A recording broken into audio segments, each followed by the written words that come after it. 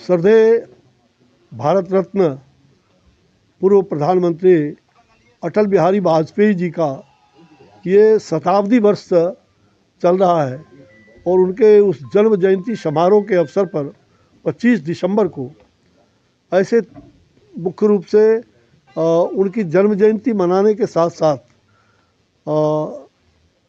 उस दिन पंडित मदन मोहन मालवीय जी का भी जन्म जयंती है, 163वीं जन्म जयंती, जो सनातन के ध्वजवाहक रहे। तो पंडित मदन मोहन मालवीय जी का भी जन्म जयंती मनाने का है ये दोनों महापुरुष। और सुखद संजोग है कि 25 दिसंबर बड़ा ही ऐतिहासिक दिन है। 25 दिसंबर को हमारे भारत के महामना लोकमान्य बाल गंगाधर तिलक जी 25 दिसंबर को ही पुणे से स्वराज हमारा जन्मसिद्ध अधिकार है इस यात्रा पर निकले थे और लखनऊ आए थे, जहां पंडित मदन मोहन मालवीय जी ने बैलगाड़ी से उन पर बैठा करके और खींचने का काम स्वयं किया था। तो बड़ा ही 25 दिसंबर का वो तिथि, तो मैंने तीनों महापुरुषों को जोड़ने का और उस दिन यहाँ पर अटल जी के जन्म शताब्दी समारोह पर बापू सभागार में यहाँ कार्यक्रम आयोजित है पूरे बिहार स्तर का। बिहार के कोने कोने से आप देख रहे हैं सभी सामाजिक और विशेष करके साहित्यिक और सांस्कृतिक और आध्यात्मिक क्षेत्र के भी लोग यहाँ बैठे हैं और ऐसे सभी समाज के लोग जो जिस परिवार और कुल से अटल जी आते हैं, केवल वही परिवार कुल तो वो तो है ही, वो गौरवान्वित है, वो समाज के लोग तो हैं ही, लेकिन अन्य समाज के लोगों को भी। और इसमें सम्मान समारोह का कार्यक्रम भी आयोजित है। जो बिहार के गौरव रहे, बिहार के लोगों ने जो बहुत काम किया है, ऐसे लब्ध प्रतिष्ठित लोगों को, चाहे साहित्यिक क्षेत्र में, सांस्कृतिक क्षेत्र में, उन सभी क्षेत्रों में, कला के क्षेत्रों में, उनको भी अटल जी के और इन तीनों महापुरुषों का सम्मान देने की बात वहाँ हुआ है। और साथ साथ 24 तारीख को, उसके पहले एक दिन 2 दिवसीय कार्यक्रम होगा। तो 24 तारीख को जो अटल विचार परिषद की ओर से इन लोगों ने तय किया है कि बच्चों को भी जोड़ा जाए, स्कूली कॉलेज बच्चे भी हैं, तो उसके लिए लेख निबंध अनेक प्रतियोगिता, तो ये 24 को प्रतियोगिता होगा, उनका भी सम्मान उस 25 तारीख के कार्यक्रम में होगा। तो 25 तारीख का यह कार्यक्रम अभूतपूर्व होगा। और साथ साथ जो अटल जी का हार नहीं मानेंगे, रार नहीं ठानेंगे और कदम मिलाकर चलना होगा, इन कविताओं को पहली बार घुंघरू के नृत्य पर नृत्यांगना श्रीमद क्या नाम, पूनम शर्मा हिमाचल की, वो पहली बार इस प्रकार का हिंदुस्तान में वो कार्यक्रम पेश होगा। वो लोगों को आकर्षक का एक रहेगा केंद्र। और गीता पर जो लोकमान्य तिलक जी ने गीता रहस्य लिखा था, तो गीता के 51 श्लोक का वह भी घुंघरू पर उसका नृत्य होगा, कथक नृत्यांगना के नेतृत्व में।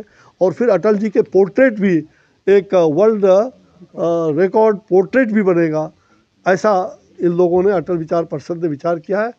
तो अजित ने सबसे समन्वय करने के लिए आज यहाँ बुलाया था। एक सवाल है सर, आरएसएस के चीफ यानी डॉक्टर मोहन भागवत जी ने एक बयान दिया है, चिंता व्यक्त की है कि 3 बच्चे होने चाहिए पैदा, हिंदुओं को कम से कम 3 बच्चे पैदा करने। भाई देखिए, हमारे यहाँ सनातन काल से ही ये ठीक है कि हम लोग बर्थ कंट्रोल की बात करते हैं, करना भी चाहिए।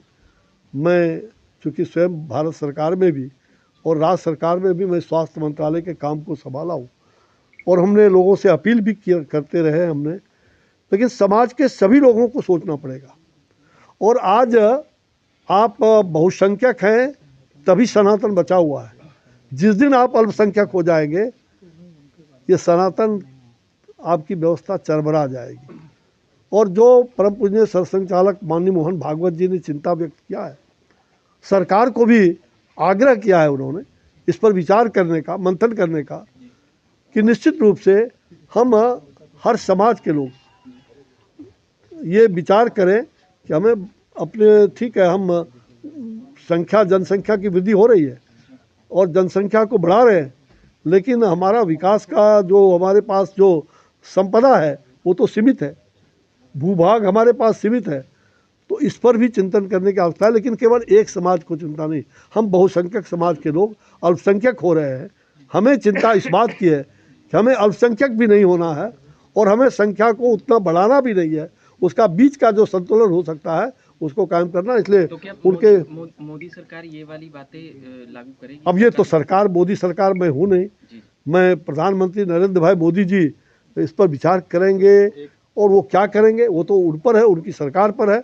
लेकिन जो एक सामाजिक राजनीतिक नहीं बल्कि सामाजिक सांस्कृतिक और जो सनातन के प्रेमी हैं इनका ये स्वर है कि हमें केवल एक परिवार को ही आप संख्या के लिए कहिए कि आप उनको जितने बच्चे हो सकते हैं, किंतु एक समाज के लोग उनको केवल 2 कर देंगे तो संतुलन बिगड़ सकता है। ये बात चिंता हमारे राष्ट्रीय स्वयंसेवक संघ के परम पूज्य संचालक जी ने व्यक्त किया। एक सवाल है, इस्कॉन जिस कैंपस में हम लोग बैठे हैं उनके चीफ की गिरफ्तारी हो गई है बांग्लादेश में लगातार। हाँ, मैं बहुत चिंतित हूँ और मैंने लगातार जो सनातन के ध्वजवाहक रहे हैं ऐसे लोग और जिस प्रकार से बांग्लादेश में हालात बिगड़ती जा रही है और बांग्लादेश के उस कहा जाए कट्टरपंथी जो सांप्रदायिकता का होली खेल रहे हैं, हमारे मंदिरों को तोड़ रहे हैं, हमारे हिंदू धर्म के लोगों को सनातन धर्म के लोगों पर प्रहार कर रहे हैं, ये अत्यंत दुर्भाग्यपूर्ण है।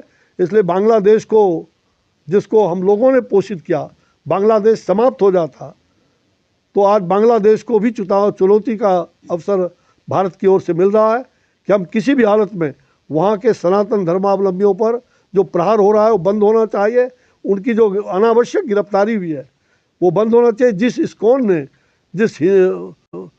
जिन लोगों ने बांग्लादेश के अंदर ऐसे विकास के काम किए हैं, ऐसे बहुत सारे एक नहीं दर्जनों काम किए हैं, आज उनको उनके संगठन को बैन करने की बात चल रही है, ये दुर्भाग्यपूर्ण है।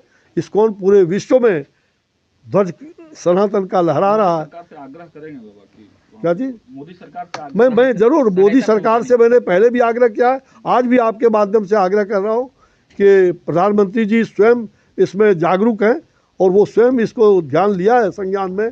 और मैं आग्रह करूँगा जनता की जो भावना है कि अविलंब बांग्लादेश को चेतावनी देनी चाहिए कि अगर उन्होंने तुरंत इस पर रोकने का काम नहीं किया और वहाँ के सनातन धर्मावलंबियों पर प्रहार और उनके मंदिरों को तोड़ा गया तो हम बांग्लादेश से राजनयिक संबंध भी विच्छेद करने की आवश्यकता हो तो राजनयिक संबंध भी विच्छेद करना चाहिए।